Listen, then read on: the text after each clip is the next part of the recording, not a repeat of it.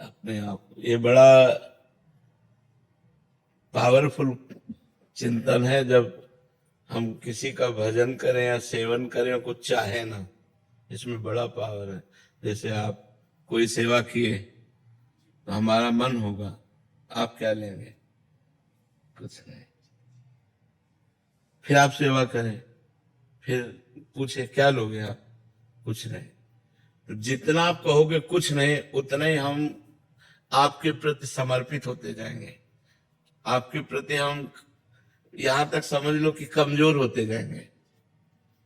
हम इतना कमजोर हो जाएंगे कि एक दिन आपके सामने हम सकुच जाएंगे। जब आप कुछ नहीं लेंगे तो आपकी अधीनता हो जाएगी, आपकी अधीनता हो जाएगी।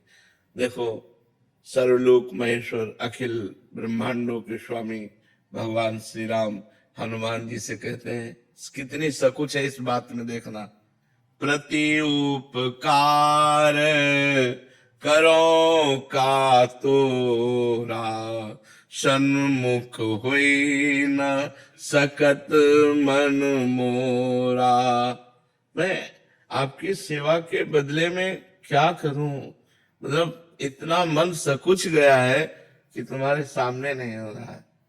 सन्मुख हो ही न सकत मन मोरा, सुन सुत तात पुरिन मैं नाही, कर विचार देखा मन माय।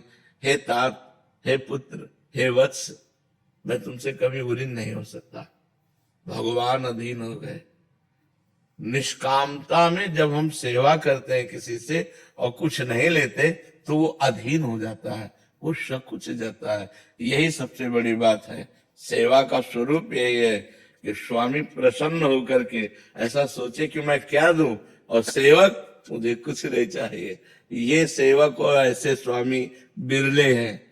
ऐसे स्वामी सिर्फ भगवान है, और ऐसे स्वामी सिर्फ भक्त है जो अकिंचन और निष्काम भक्त है। तो भगवान अपने आप को दे देते हैं। जो कुछ नहीं मांगते हैं उनको भगवान अपने आप को दे। उन भक्तों के पीछे पीछे भगवान डोलते हैं, कहीं कोई विपत्ति, कहीं कोई कष्ट ना हो जाए। जहां मेरा भक्त चरण रखे वहां रखूं मैं हाथ, पीछे पीछे मैं फिरूं कभी न छाड़ू साथ। भक्तन पाछे यो फिरत जो बछरा संगाए। अगर थोड़ा भी कोई संकट का अवसर आता, वहां भगवान तुरंत भक्त का सहयोग कर देते हैं। भक्त क्योंकि वो निष्काम भक्त है ना। जहां जहां भक्तन को कछु परत है संकट आए, ताता अपन बीच हुए, उस संकट में तुरंत उसकी रक्षा करते हैं। तो बहुत उत्तम भक्ति है जिसमें भगवान से मांगा न जाए। पर हम लोग ऐसे मांगता है कि भक्ति थोड़ी है और मांग बहुत ज्यादा है। मतलब बहुत विचित्र संसार का स्वरूप है। और भगवान ने 10 बार आपकी बात पूर्ण कर दी है और 11वीं बार पूर्ण ना करें तो श्रद्धा खत्म। ऐसी भक्ति है। 11वीं बार अगर हमारी बात ना पूर्ण करें तो श्रद्धा खत्म हो जाए। ऐसी बहुत नाजुक भक्ति है। भक्ति बहुत बलवान और पुष्ट होनी चाहिए। वो निष्काम भक्ति होती है। हम आपसे प्यार करते हैं, आप हमारी तरफ ना देखें, आप हमको कभी सुख ना पहुंचाए तो भी मैं आपसे प्यार करूंगा, ये बलवान भक्ति है। और ये दे दो भगवान, ये दे दो भगवान, ये दे दो। और जब भगवान ने देखा कि ये चीज इसके लिए ठीक नहीं है और नहीं दिया तो भगवान से श्रद्धा हो गई। हमारी पत्नी बहुत मांगते रहती है भगवान से।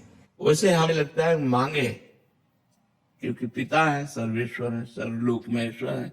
पर उन पर ये छूट दे दे कि तुम्हारी इच्छा हो तो पूर्ण कर देना और तुम्हारी इच्छा ना हो तो पूर्ण मत करना। हम मांगते रहे, हमारा मांगने का स्वभाव है, लेकिन जिससे हमारा मंगल हो वही बात पूर्ण करना। तो हम भगवान को छूट भी तो दे दें, अब ये होना ही चाहिए तो ऐसा भी नहीं। भगवान सेवक थोड़े, वो स्वामी है। वो देखेंगे, जैसे छोटा बच्चा माँ से कहता हम चाकू से खेलेंगे, तो चाकू से थोड़े पे वो बहुत बिरज जाए, क्योंकि वो जानती है कि चाकू से खेलना चलेगा, अपने मार लेगा। ऐसे ही भगवान से यदि हम माया मांगे और भगवान देख रहे हैं कि इससे इसका मंगल हो जाएगा तो फिर देंगे नहीं। चाहे जितना रो, क्योंकि भगवान मंगल भवन है, वो अपने भक्त का मंगल ही करते हैं। सर्वशक्ति उपाध्याय जी। राधा वल्लभ श्री हरिवंश। श्री हरिवंश महाराज जी, गुरुदेव, जब मेरे जीवन में प्रतिकूलता थी तब नाम जप निरंतर चल रहा था, परंतु जब से जीवन में अनुकूलता आई है एवं माया के प्रभाव से समाज में प्रशंसा रूपी सम्मान मिला है, कभी कभी तब मेरा भजन नहीं बन पा रहा महाराज जी। हाँ, इसीलिए सम्मान को विष कहा गया है, अपमान को अमृत कहा गया है। अनुकूलता को और प्रतिकूलता को दोनों को समान करके भजन किया जाए तो बात बन जाएगी। देखो, अनुकूलता रहेगी नहीं, जब प्रतिकूलता नहीं रही थी तो अनुकूलता कैसे रह जाएगी। जैसे दिन है तो रात आएगी, रात है तो दिन आएगा। ऐसे हमको अनुकूलता में डट के भजन करना चाहिए कि प्रतिकूलता को सहने की सामर्थ्य आ जाए। और प्रतिकूलता में भजन तो होता ही है भक्त का, क्योंकि वो भगवान के सिवा और कोई आश्रय नहीं रहता। अनुकूलता में थोड़ा मन मनोरंजन में लग जाता है, तो उसी को संभाल लो, अनुकूलता में संभाल लो तो बढ़िया बात। अगर हमारा अनुकूलता में भजन बन रहा है डट के, तो प्रतिकूलता में स्वाभाविक भजन बनेगा। कुछ लोगों का कहना होता है कि अनुकूलता में भजन होता है, प्रतिकूलता में छूट जाता है। पर सिद्धांत है, यदि अनुकूलता में भजन करोगे तो प्रतिकूलता में और गाढ़ भजन होगा, क्योंकि भगवान के सिवा कोई हमारा आश्रयदाता है नहीं, तो हम और भगवान का भजन करते हैं। तो जहाँ सुख सामग्री आती वहां भगवान को भूल जाते हैं। तो ऐसी असावधानी ना करें, सुख में और भजन करें, नियम पूर्वक भजन करें, तो हम विपत्ति पर विजय प्राप्त कर लेंगे। जो कल आने वाली है उस पर हम विजय प्राप्त कर लेंगे। तो भगवान कृपा करें कि मेरा नाम जप करना। हाँ, खूब नाम जप में लगे जी। जतिन सैनी जी। श्री हरिवंश। श्री हरिवंश महाराज जी। महाराज जी, मैं पिछले 4 साल से एकांतिक वार्तालाप सुन रहा हूँ। नाम जप से जीवन में बहुत परिवर्तन आया है, पर जब दूसरों के मन की बात सुनने को मिलती है कि उनके हृदय में गंदे विचार आ रहे हैं, तो मेरे मन में तो आते नहीं महाराज जी। कहीं मैं गलत मार्ग पे तो नहीं हूँ? अहंकार मत करो, अहंकार मत करो। मेरे मन में गंदे विचार नहीं आते, ऐसे अहंकार न करो। अलग अलग धरा है। मानो जैसे ये भजन कर रहे हैं, इनको 4 साल हुए, लेकिन आप 10 साल पूर्व जन्म में भजन कराए और इस साल में अभी सुना, जागृत हो गया, भजन शुरू हो गया, तो आपका 10 साल पीछे का है ना, तो जुड़ गया ना, तो आप आगे चलोगे। तो आप आज से आगे थोड़ी चल रहे हैं, पीछे भजन हुआ है, वही जागृत हुआ है।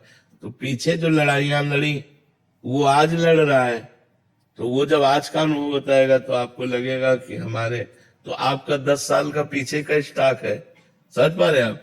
तो अहंकार न करे, दैन्य भाव से रहे कि भगवान की बड़ी कृपा है, जो हमारे अंदर कोई विकार नहीं आ रहे और नाम जप में बड़ी प्रीति हो रही। शांत भाव से चले, और जो जप रहा है और जिसके मन में विकार आ रहे हैं, भगवान उन पर भी कृपा करेंगे। आज नहीं तो कल उनका भी हृदय निर्मल हो जाएगा, क्योंकि नाम जब चल रहा है तो निर्मल तो हो ही जाएगा। तो ऐसे अहंकार कभी न करे कि मेरे हृदय में कोई दोष नहीं है। ममता रानी जी। राधे राधे महाराज जी। महाराज जी, मनुष्य जीवन में आने वाली परिस्थितियों के समय भी जब उसे चारों तरफ अंधकार ही दिखाई दे, तो नाम सुमिरन भजन आदि उस समय कैसे संभव है महाराज? क्यों नहीं, उस समय तो बिल्कुल ऐसे संभव है जैसे तूफान आ जाए, पहाड़ का आश्रय ले ले। तूफान आ जाए और पहाड़ का आश्रय ले ले, तो ऐसे ही जब कोई आश्रय नहीं दिखाई दे रहा, तभी तो चकाचक आश्रय भगवान का होता है। तभी तो समझ सुदृढ़ आश्रय होता है कि हे भगवान, हे नाथ, अब आपके सिवा कोई नहीं है, हे नाथ आप संभालना, हे भगवान आप संभालना। वही तो शरणागति के लिए ठीक अवसर है। जब कोई सहयोग न दे तब सच्ची शरणागति होती है भगवान की। कोई अब नहीं है, नाथ चारों तरफ अंधेरा, आपके सिवा कोई नहीं।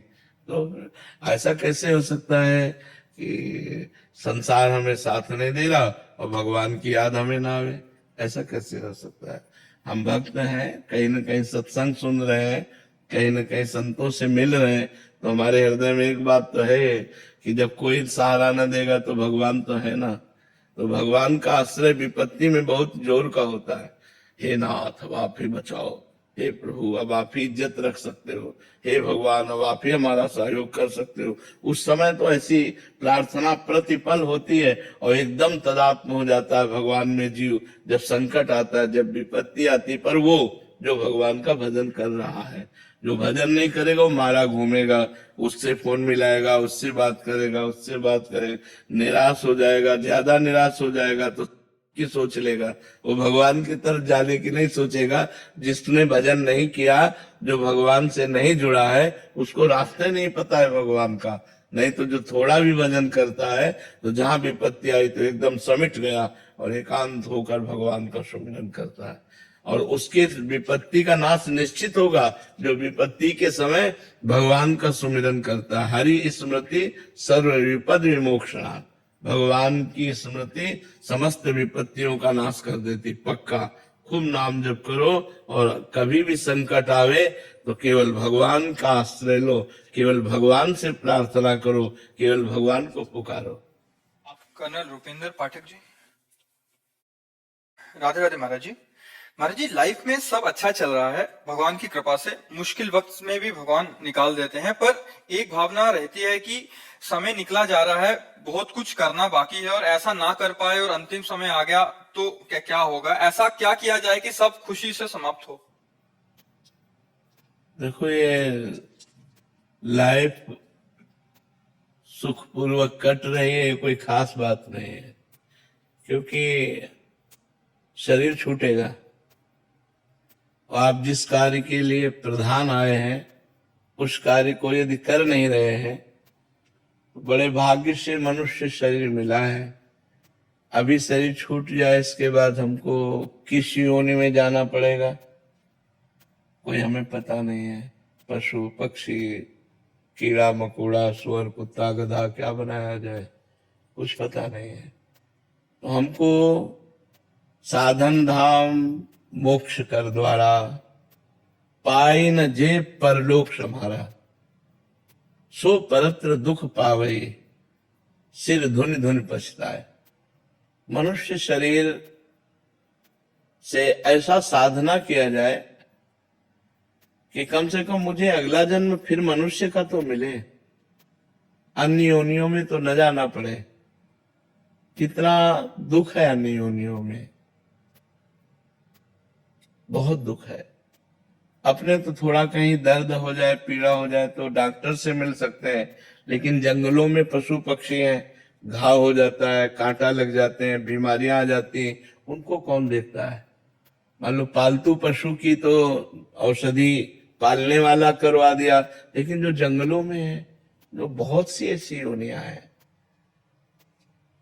बहुत अच्छा हम खान पान रुपया पैसा मकान एकत्रित सब कर लिए, लेकिन जब शरीर छूटेगा तो कुछ साथ नहीं जाने वाला।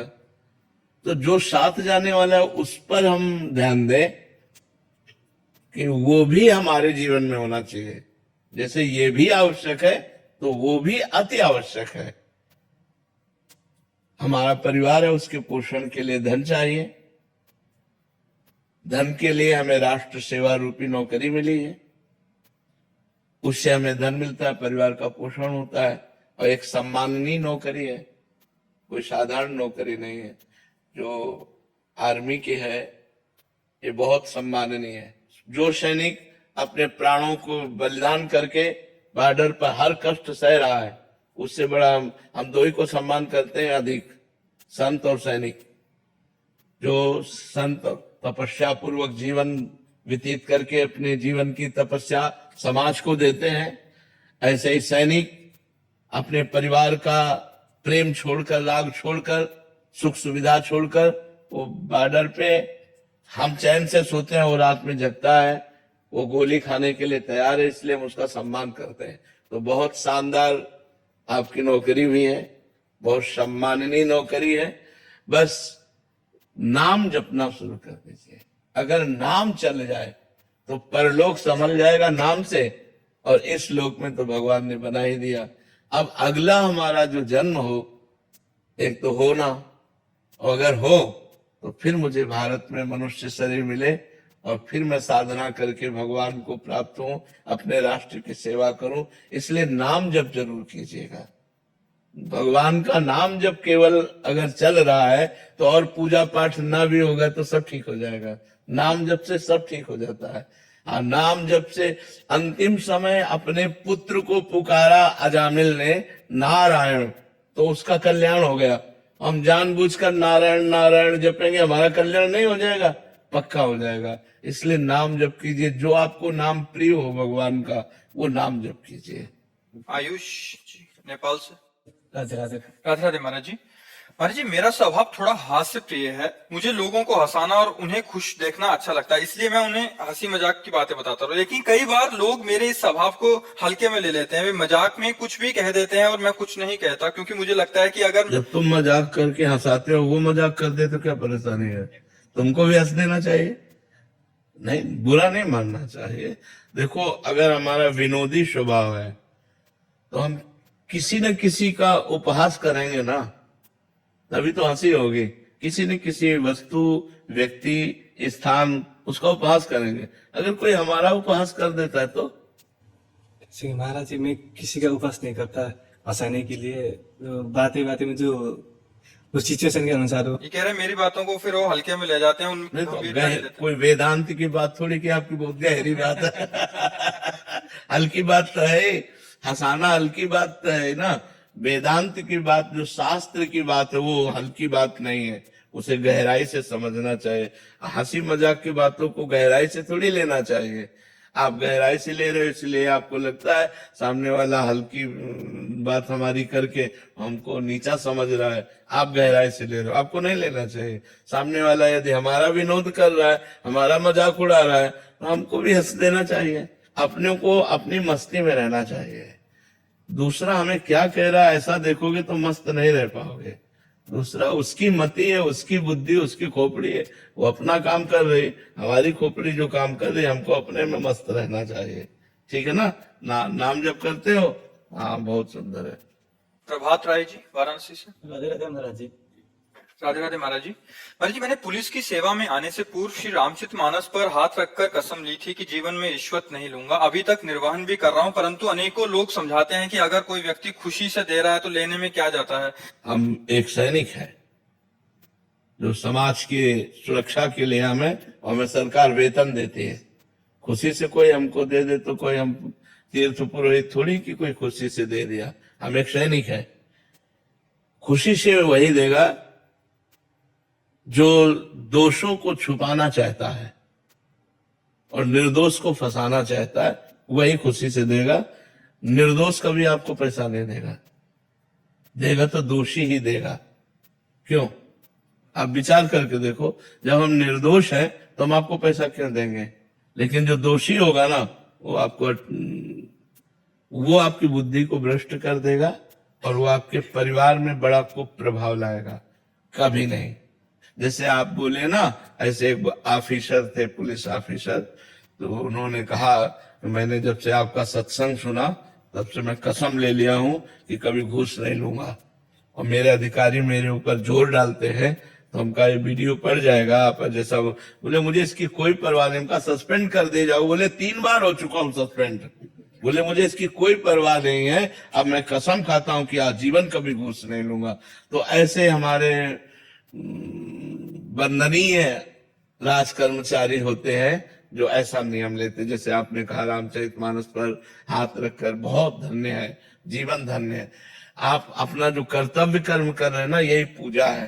पर ऐसे लोगों को प्यार बहुत कम मिलता है, क्योंकि संसार में आप जैसे लोग बहुत कम पाए जाते हैं।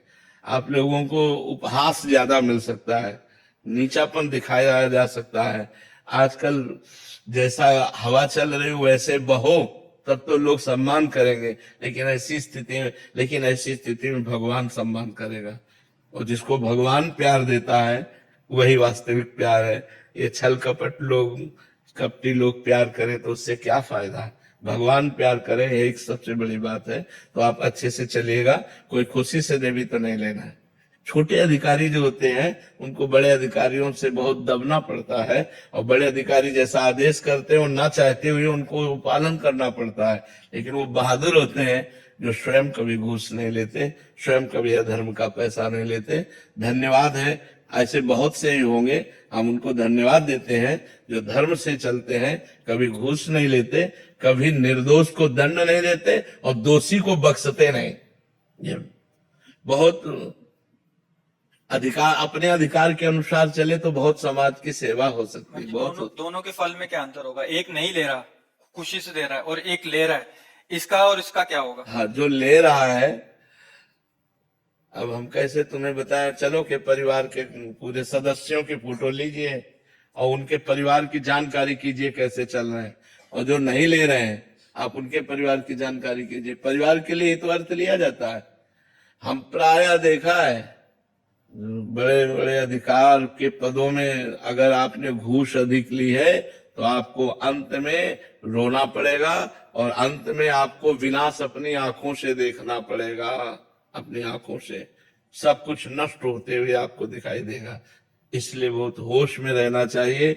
घूस, बेईमानी, अधर्म का पैसा परिवार को बहुत हानि पहुंचाता है और अपने तो जलेंगे ही क्योंकि अपना कर्म है। इसलिए बहुत धन्यवाद है। आप नमक रोटी खाओ, भले साइकिल से चलो, लेकिन जो हमारी सरकार फीस देती है, पेमेंट देती है, उसी से अपना गुजारा करो। अन्य पैसे लेने की कोशिश मत करो, तो आजीवन तुम बादशाह रहोगे, अपने मन के बादशाह रहोगे।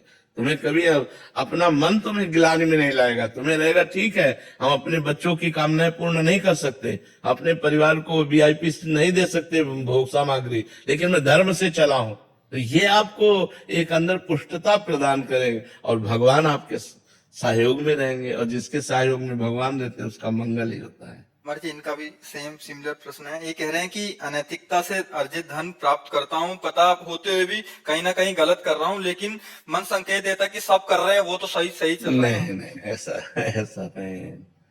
सब कर रहे हैं तो सब भोग भी तो रहे। तो मुझे लगता है थोड़ा अपनी आवश्यकताओं को कम करके यदि हम धर्म पूर्वक चलें तो ज्यादा अच्छा रहेगा। हम बेईमानी का धन न लें, हम अनैतिकता का धन न लें तो अच्छा है। और जो आ चुका हो उसको गौशाला है, बीमारों की जहाँ फ्री दवाएं दी जाती हैं, ऐसी जगह में उसको दे देना चाहिए। अपने को धर्म पूर्वक कमाना चाहिए, धर्म पूर्वक खाना चाहिए, जिससे आपके बच्चों का भविष्य बड़ा उज्जवल हो, आपका परिवार सुख पूर्वक जी सके। आज आपका माहौल बहुत बढ़िया हो सकता है, कल जब इसका परिणाम आएगा वो ठीक नहीं रहेगा। इसलिए हमें सबसे प्रार्थना है कि आप अपने धर्म की कमाई पर नजर रखिए, अधर्म से बचने की कोशिश कीजिए। पहले पता नहीं था, लेकिन 1 साल से आपका सत्संग सुन रहा हूँ, फिर पता चला, तब तक देरी हो चुकी थी। फिर पता चला कि जो घटनाएं मेरे साथ घट रही है ना, वो कहीं ना कहीं ये अनैतिकता से आए हुए पैसे से कहीं ना कहीं हो रही है। जी। लेकिन आप एक बार भी बोल दो, नहीं लूंगा, अभी कभी नहीं लूंगा। हाँ, हम तो बार बार प्रार्थना करते हैं कि आप बस अब लो निशानी अब ना नशो, अनैतिक धन को बिल्कुल विष समझो। जैसे विष है ना, वो मार ही देता है, मार ही देता है। विष है, उसका स्वभाव प्रभाव है मार। ये तो 100% आप समझ लो, अधर्म की कमाई विष है, वो मार ही देगी, पक्का मार देगी। एक रास्ते में कुछ असरफियां की थैली पड़ी हुई थी, तो एक संत जा रहे थे, तो वो रज से ढकी हुई थी ऐसे, तो उनका पैर लगा, तो उन्होंने देखा कि ये तो अशरफी है, तो शिष्य ना देख ले इसलिए ऐसे फिर रज से ढका। तो उनका गुरुजी ये तो कुछ है, दौड़ के उसने खोला तो अशरफी है। उनका ऐसे जग ये जहर है, मत उठा ऐसे। तो उनका गुरुजी जहर है इसमें क्या? बोले मार डालेगी ये माया अपवित्र है। तो गुरुजी हमें इस बात पर विश्वास नहीं हो रहा है, मार कैसे डालेगी? तो उनका इसको यहीं रखी रहने दो, चलो उधर झाड़ी में चुपचाप बैठो चल के, हम तुमको दिखाते हैं ये माया कैसे मार डालेगी। अपवित्र माया है, जहां जाएगी उसकी बुद्धि भ्रष्ट कर देगी। अपवित्र माया का, अधर्म का स्वरूप यही होता है। तो 4 राज सैनिक घोड़ों पर चढ़े हुए उस समय वहां से निकले, तो एक की दृष्टि पड़ी, अरे बोले यार इसमें तो सैकड़ों असरफियां हैं। बोले यार ये तो आज हमारे भाग्य खुल गए। चारों पेड़ के नीचे बैठ गए, का 4 हिस्से लगा लिए जाएं। बोले 4 हिस्से बाद में लगाएंगे, पहले इससे 4 असरफी निकालो। जाते हैं, बढ़िया भोजन बनवा के लाते हैं और अपने चारों लोग पाते हैं और फिर इसके 4 हिस्से कर लिए जाएंगे। तो नजदीक में ही बाजार थी, 4 असरफी लेकर बाजार में गए। उन दोनों ने विचार किया जो बाजार गए कि यार उसके 4 हिस्से क्यों, 2 हम और तुम। बोले तो, बोले भोजन में विष मिला दो और फिर ले चलते हैं और दोनों मर जाएंगे, 2 हिस्से हो जाएंगे। ठीक है, वो स्वयं तो अच्छा भोजन पाए और 2 के लिए जहर युक्त भोजन बनवा के लाए। उधर दोनों ने विचार किया है इसके 4 हिस्से होंगे। बोले तो, बोले आते ही गोली मार दो 2 को और इसके 2 हिस्से कर लेते हैं। बोले ठीक है। तो जो ही दोनों भोजन लेकर के आए, सो ही दोनों को शूट कर दिया। उनका यार मार तो दिया ही, भोजन पा लेते हैं आराम से, फिर हिस्सा करके चलते हैं। भोजन निकाला, दोनों पाए, दोनों मर गए। बाबा जी ने अपने शिष्य से कहा, देखा मार डाला ना, भाग यहां से, इसको मत उठाना। जो अधर्म का पैसा है वो बुद्धि दूषित ही कर देता है। अगर बुद्धि दूषित न करते, चारों लोग बढ़िया भोजन पाते, 4 हिस्सों में बांट लेते। लेकिन अधर्म का पैसा तो बुद्धि को दूषित कर दिया, चारों मर गए, किसी के हाथ में नहीं, थैली वहीं पड़ी रही। ये अधर्म का पैसा कभी सुख प्रदान नहीं करता।